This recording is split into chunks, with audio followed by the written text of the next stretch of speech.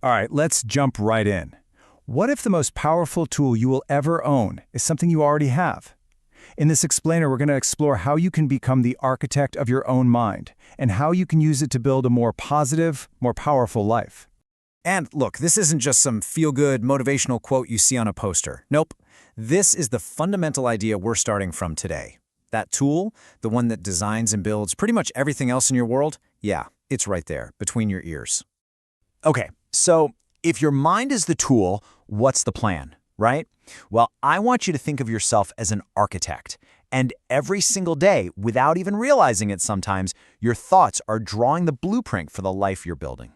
And this is where it gets really interesting, because it's this fascinating chain reaction.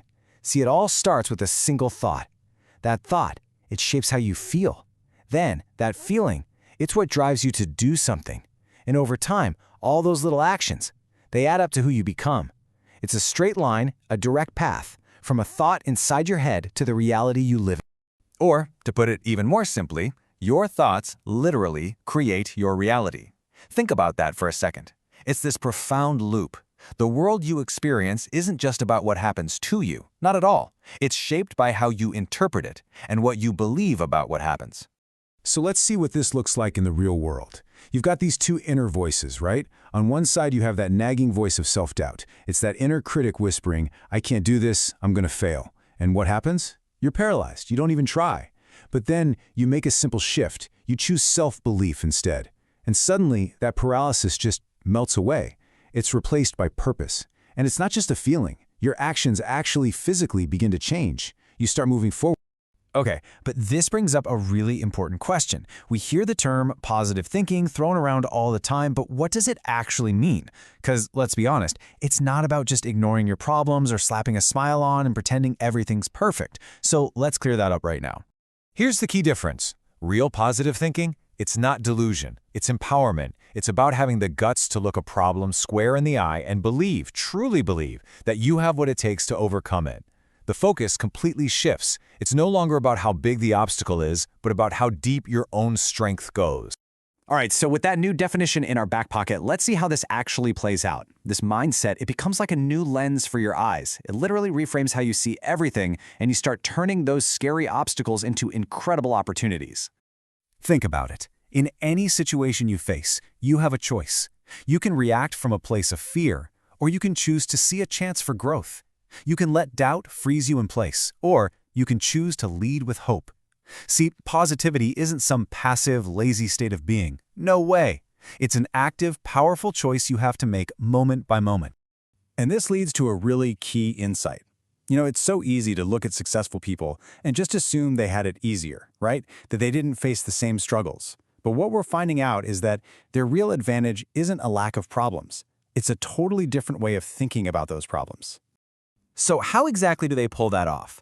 Well, it's this mental skill called reframing. And honestly, it's like a superpower. So instead of seeing a failure and thinking, well, that's it, game over, they see a lesson. A setback isn't a brick wall, it's preparation. An obstacle isn't a roadblock, it's a stepping stone.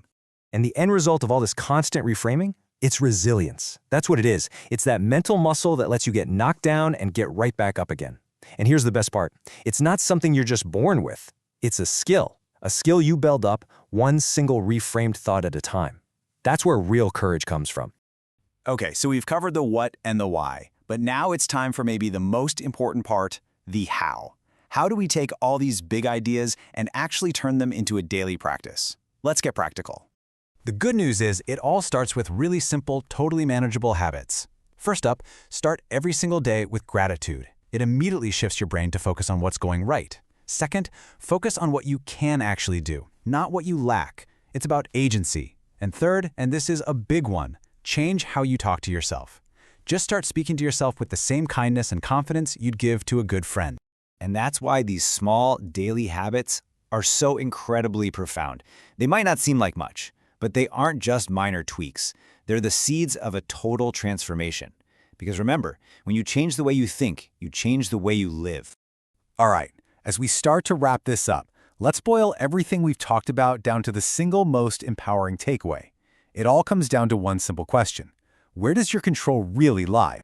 And honestly, Everything we've talked about today comes down to this one powerful truth. You may not control everything that happens to you. Heck, life is always going to be unpredictable. That's a guarantee. You can't control the storm or the chaos or the challenges that pop up.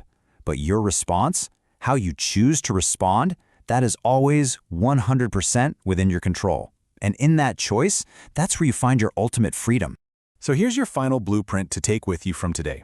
Number 1, believe in yourself. Number 2, trust the process. Trust that these small, daily habits really do add up. And finally, never, ever underestimate the power of your own positive mind. And that brings us right back to the beginning, to our final thought. You are the architect. Your thoughts, they're the blueprint. You're standing right now at the construction site of your own life. So the only question left, and it's the most important one of all, is what reality will you choose to create?